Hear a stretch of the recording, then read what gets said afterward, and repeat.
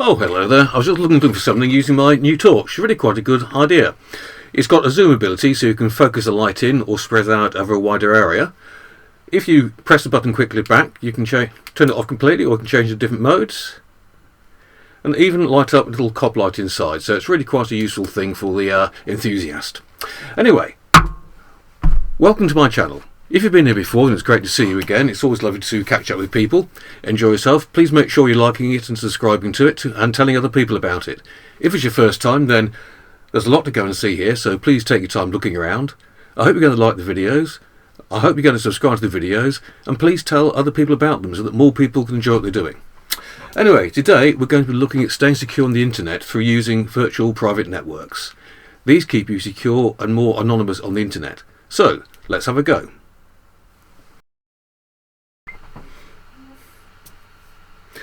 Okay, so what is a virtual private network, a VPN?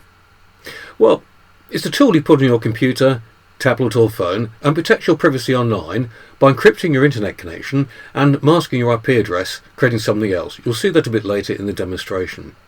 And what this means is that your internet activities are hidden from prying eyes. Could be hackers, could be advertisers, could even be your internet service provider. We'll look at another way of being secure from them a bit later on. So, you need a VPN for several reasons. It keeps your data secure, particularly when using public Wi-Fi.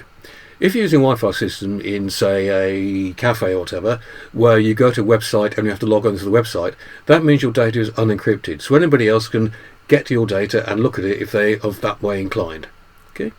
It also allows you to access geo-restricted content, like streaming services or websites that are not allowed in your region. Here's a demonstration. You're actually in one location, but when you set the VPN, you can choose another location to appear to be from. And thirdly, it helps maintain your privacy and anonymity online. So VPNs can be really useful things when you're trying to stay off the grid, shall we say, off the radar. Anyway. And it's much easier than you expect to set up a VPN. As I said earlier, you can get programs for computers, there's apps for tablets and phones, they're really useful.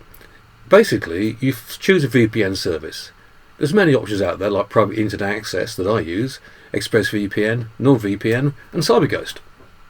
Do some research to make sure you find the one that best suits your needs, whether it's privacy, speed or distance. And if you don't need to use a VPN very often, then there's plenty of free options you might want to use. The only difficulty with those is they don't allow you to have much traffic per month. So it's a choice, free, paid for, find a good paid for one. So when you decide which VPN to use, sign up for their service, it's quite cheap, and download the program or app to the devices you've got. So, there's plenty of VPNs out there, but let's have a quick demonstration using my VPN so you can understand what's going on. I use private internet access, but the others are pretty similar. So, if you look down the system tray, it's a little icon, which is for the VPN. I click that, and it brings it up. To turn it on, I simply click here, wait for it to go steady green, and there we are. Now down here you can see the IP that I've actually got provided to me, and over here is the IP provided by the virtual private network. You can see they're different, so I'm already fairly anonymous. And to turn it off, I simply click here, and it goes back to normal. We can also choose where in the world we want to be, which is great if you're trying to get into various services. So click here. Now, private internet access, one of the reasons I use it, I have lots of servers everywhere. You've got the United Kingdom, okay, Denmark, Malta, all sorts of places. Let's be in Algeria today. And you can see now the spot has moved, so it's now suggesting Algeria. Click on that. Up it comes, and yet again I've got another private IP from my virtual private network. Let's just turn that off. One quick tip is it's always a good idea if you are sort of moving around, not to be private, to pick a country which doesn't have any agreements with other countries and other governments for sharing private information. Otherwise you might get caught in the loop.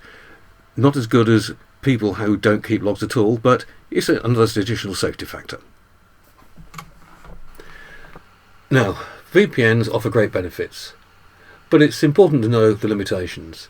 First of all, because they're bouncing around, they can slow down your internet speed, and not all VPNs are equally good at unlocking content from different regions.